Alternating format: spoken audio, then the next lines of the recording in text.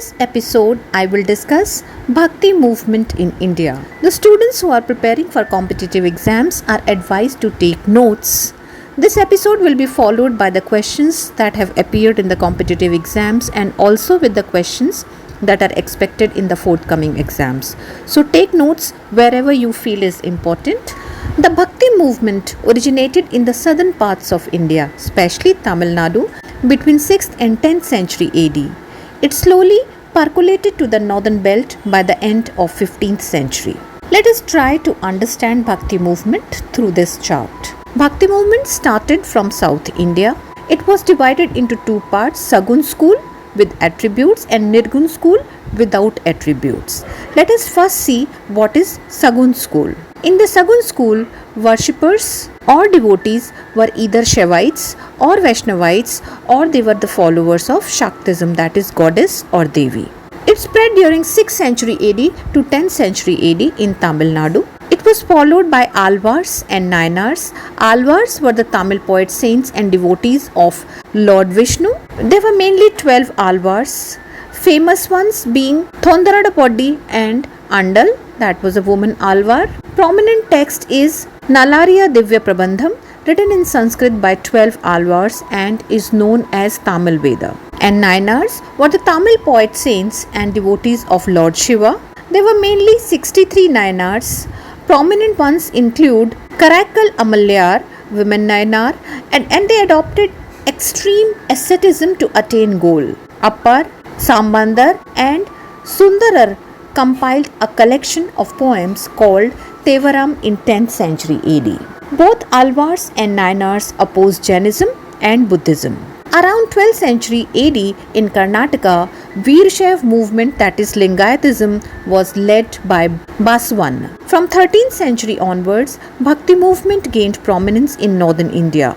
In South India, there were two main groups of Bhakti saints, Nayanar, the devotees of Shiva, and Alvars, the devotees of Vishnu, who preached devotion to God as a means of salvation and disregarded the austerities preached by Buddhism and Jainism. Most of their poetries were focused on the love between the devotee and God. They spoke and wrote in vernaculars like Tamil and Telugu so that the common people could easily read and recite it. Presence of priest was not required in Bhakti tradition. This made their movements immensely popular. Let us discuss about Alvars. The Alvars were Vaishnava poet saints who sang praises of Vishnu or his avatar Krishna as they travelled from one place to another. They were propagators of Vaishnavism and regarded Vishnu or Krishna as the supreme being. They opposed the philosophy of Jainism and Buddhism. There were 12 Alvars. The 12 Alvars composed a text, Nalariya Divya Prabandham. Andal was the only female Alvar saint and is revered to as Meera of the South. Nayanars. They were originally a group of 63 Tamil saints devoted to Lord Shiva, who adopted extreme asceticism to attain the larger goal. The three Nayanars, Appar, Sambandar and Sundarar, compiled a collection of poems called Tevaram in 10th century AD. Among Nayanars were Brahmins and nobles, but they also included the oil mongers and the Vellalas. The Alvars and Nayanars were opposed to Brahminical domination and were also opposed to Jainism and Buddhism. Together, they laid the foundation of Bhakti movement in India. Virshaiva movement, Lingayats, 12th century AD. The Virshaivas are a Shaivite sect in Hinduism that emerged in the 12th century AD in Karnataka during the reign of Kalachuri dynasty.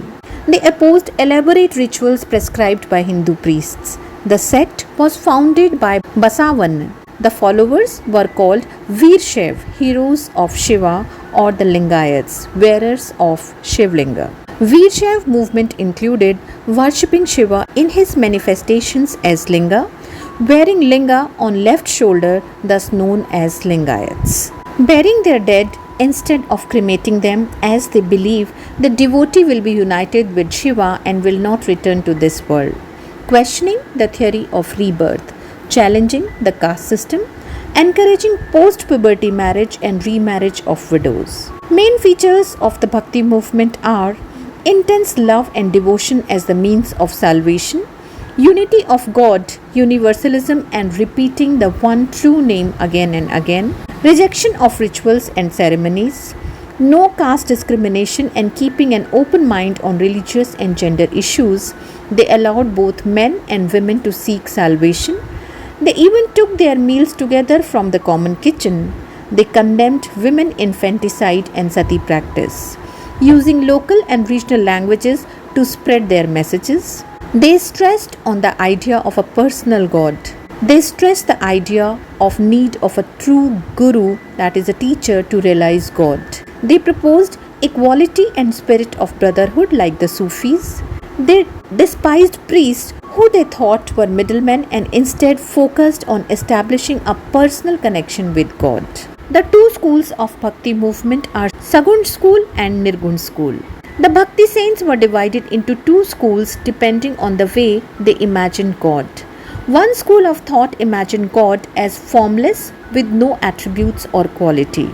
This school of thought is the Nirguna school. They are more focused on acquiring knowledge.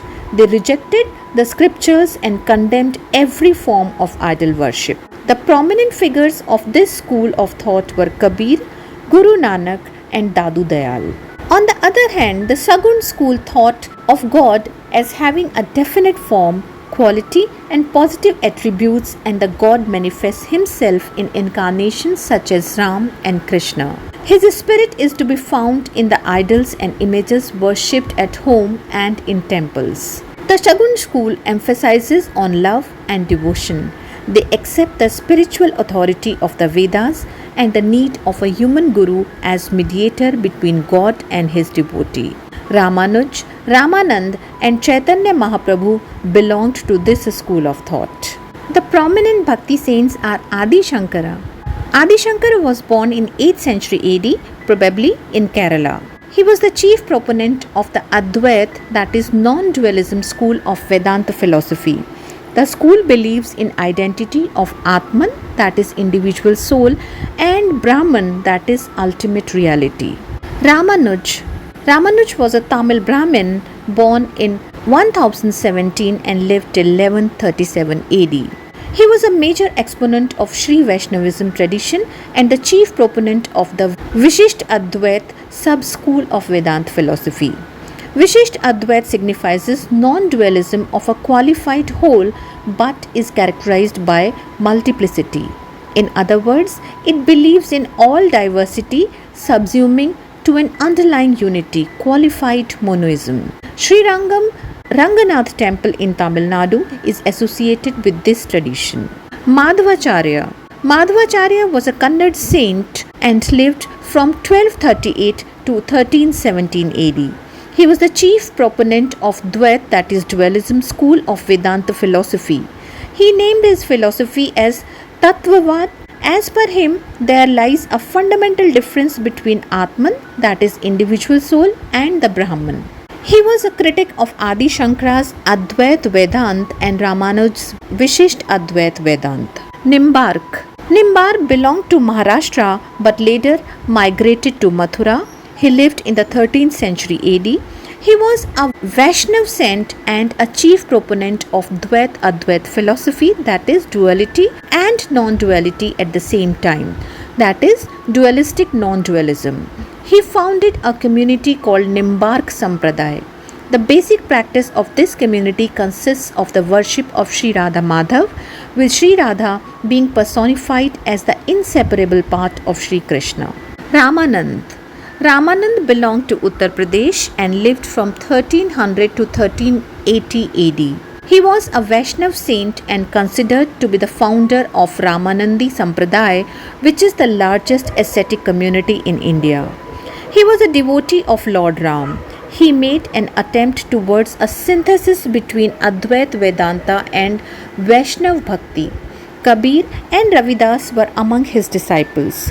He was the first to use Hindi for the propagation of his teachings. Vallabhacharya was a Telugu saint. He lived from 1479 to 1531 AD.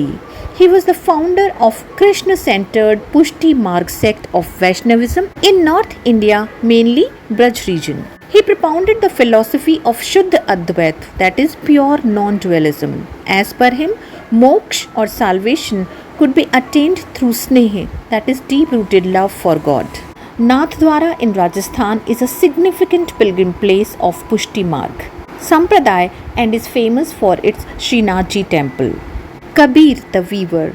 He lived in 15th century AD in Uttar Pradesh. He believed in Vaishnavism and had a strong bent to monoist Advait philosophy signifying presence of God inside every person and everything. He was the disciple of Ramanand. He belonged to the Nirguna school and criticized the orthodox ideas and discriminatory caste system. His followers are known as Kabir Panthis. His ideas have been compiled in a text called Bijak. Kabir's verses were also incorporated in Adi Granth, an important text of Sikhism. Guru Nanak. Guru Nanak lived in Punjab from 1469 to 1539 AD. He is said to have been inspired by Kabir and belonged to Nirguna school. He was the first among the 10 Sikh Gurus and is said to be the founder of Sikhism. Narsingh Mehta. Narsingh Mehta lived in Gujarat in 15th century AD. He was a saint poet and belonged to Vaishnava sect. He has a great contribution to Gujarati literature and his famous bhajan Vaishnava Janto was Mahatma Gandhi's one of the favorites.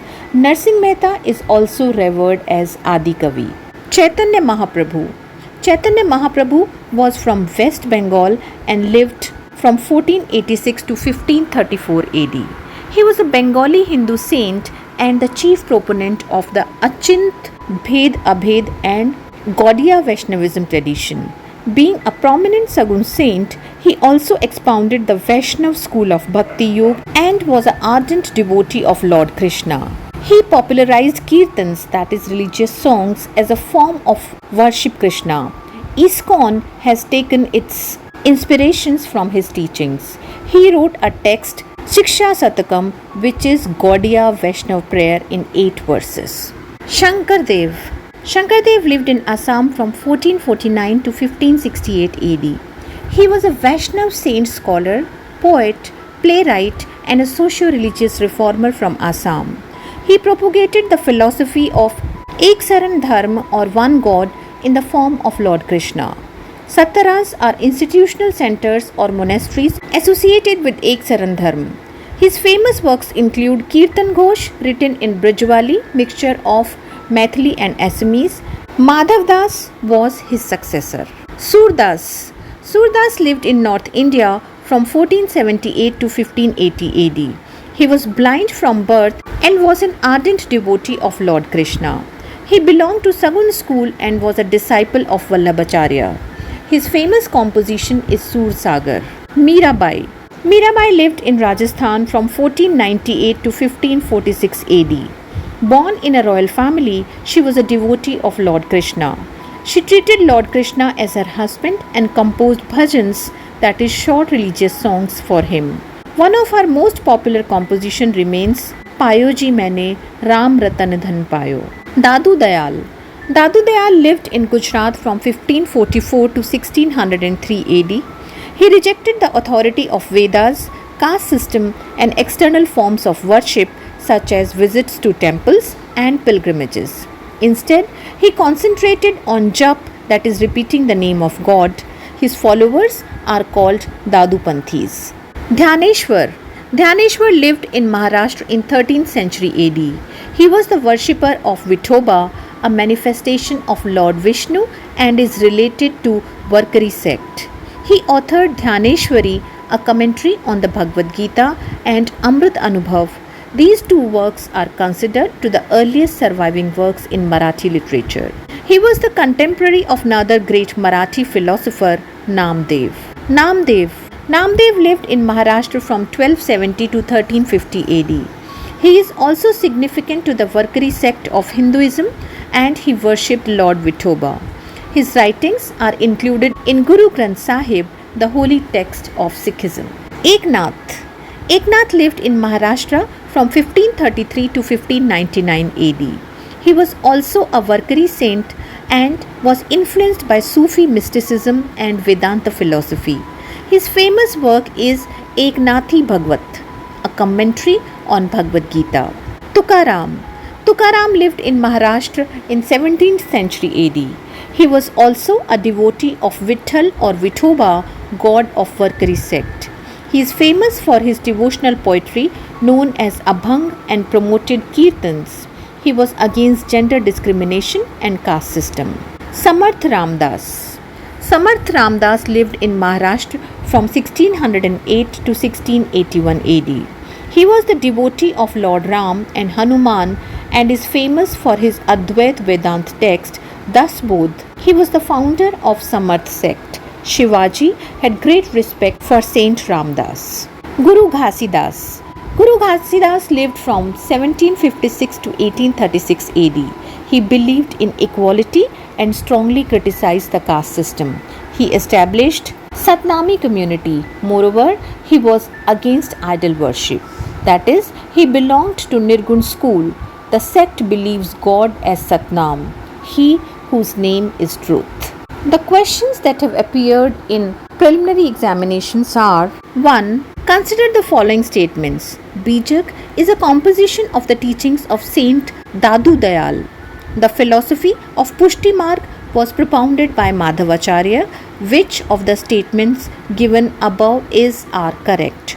Only one, only two, or both 1 and 2? And the answer is D. Bijak refers to the composition of Saint Kabir. It includes the holy scripture for followers of Kabirpanthi sect. Philosophy of Pushti Marg or path of grace was propounded by Vallabhacharya around 1500 AD, while Madhavacharya was the chief proponent of the Tattvavad philosophy of reality. Question number 2. Who among the following was the first Bhakti saint to use Hindi for the propagation of his message? A. Dadu, B. Kabir, C. Ramanand, and D. Tulsidas. And the answer is C. Ramanand. Ramanand was the first Bhakti saint to use Hindi for the propagation of his message in 14th century, which popularized his preachings among local people. Previous year's question in main examination is: the Bhakti movement received a remarkable reorientation with the advent of Sri Chaitanya Mahaprabhu. Discuss. If you want to know about any other topic, please leave it in the comment box so that I can come back with it. If you have liked the video, please like, share and subscribe. Thank you.